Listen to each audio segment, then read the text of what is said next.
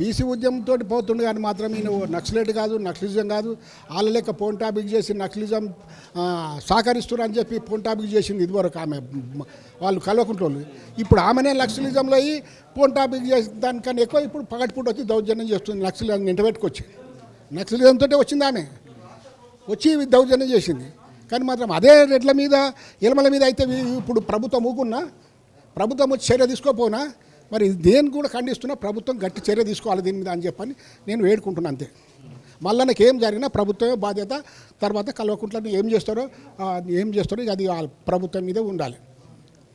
మళ్ళీ తిట్టినని చెప్పేసి డీజీపీ దగ్గర పోయి కంప్లైంట్ కూడా ఇచ్చింది. ఏమన్నా ఇస్తారు మరి ఇయ్యరా మరి దొంగ అంటే దొంగడు పోయి లంగ అవుతాడు. అసలు దొంగ అవుతాడు, సంసారం సందులో పడుతుంది. అవి అట్లా చేస్తుంది ఆమె పని. ఇక్కడ చూసిన వాళ్ళంతా కదా, ప్రభుత్వం చూడలేదా, మీరంతా చూస్తలేరా, ఇక్కడ ఏం జరిగింది ఎక్కడ జరిగింది అంత చూస్తారా, మీరు కూడా ఖండించి మీరు ఏం రాస్తారో రాయండి. మొత్తం ఉంది అది అన్నీ చూస్తారు కదా మీరంతా. ఇప్పుడు కవిత వచ్చి చేసిందా లేకపోతే మల్లన్న పోయి చేసిందా వాళ్ళ మీద చేస్తే మల్లన్న మీద యాక్షన్ తీసుకో. మల్లన్న ఏమన్నా అంటే కంచం పోతా ఇయ్యం పోతా అని చెప్పని నేను మీటింగ్లో మాట్లాడినా అనుకో, నీకు కంచం పోతా ఇయ్యం పోతా అని మాట్లాడినప్పుడు నీ మీద కేసు వేసుకుంటూ ఉంటుంది. తెలంగాణ యాస, మా తెలంగాణ భాష అది మేము మాట్లాడుకునేది. అటువంటి దాన్ని మాట్లాడిండు, తప్పేమున్నది. ఒకవేళ నీకు తప్పు అనిపిస్తే కేసు పెడితే కోర్టులో తీర్పు ఎట్లా వస్తే అట్లా వస్తుంది. కానీ మాత్రం రౌడీగా తీసుకొచ్చి నువ్వు దౌర్జన్యం చేస్తే ఇది ఎంతవరకు సామర్థ్యం, ప్రభుత్వం ఏం చేస్తుంది అన్నట్టు. గత 10 ఏళ్లలో వాళ్ళ ప్రభుత్వం ఉన్నప్పుడు ఇదే జరిగింది. ఇప్పుడు ఈ ప్రభుత్వం వచ్చినా ఇప్పుడు ఈ ప్రభుత్వం కూడా మరి ఎందుకు చేస్తుందని నేను అంటున్నాను. అట్లా ఈ ప్రభుత్వం ఉన్నప్పుడు ఆమె రావద్దు కదా. మరి ప్రభుత్వం ఏం చేస్తున్నట్టు, హోంశాఖ కూడా మినిస్టర్ మన ముఖ్యమంత్రి దగ్గరనే ఉంది కదా.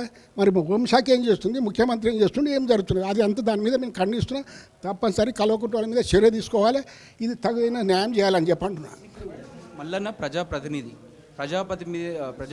ఎమ్మెల్సీగా ఉన్నారు. సో అలాంటి వ్యక్తులపైన దాడులు జరుగుతాయి. ప్రజాప్రతినిధి అనుకుంటలేరు వాళ్ళు రెడ్లు కానీ ఎల్మలు కానీ ప్రజాపతిని అనుకుంటలేడు. వీడెక్కడో బీసీవాడు ఎక్కడో అని అనుకుంటుండొచ్చు. కానీ మాత్రం బీసీ అంత ఒకటైనా ఇవ్వాలి. మళ్ళీ రేపు బజార్ రేపున తిరగలేరు వాళ్ళు, అది కూడా చెప్తున్నా.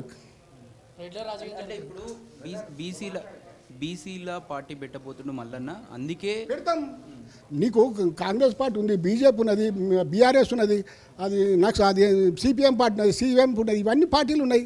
మరి ఆ పార్టీలో మన బీసీ పార్టీ ఉండొద్దా? మేము పెట్టుకుంటే తప్పేమో.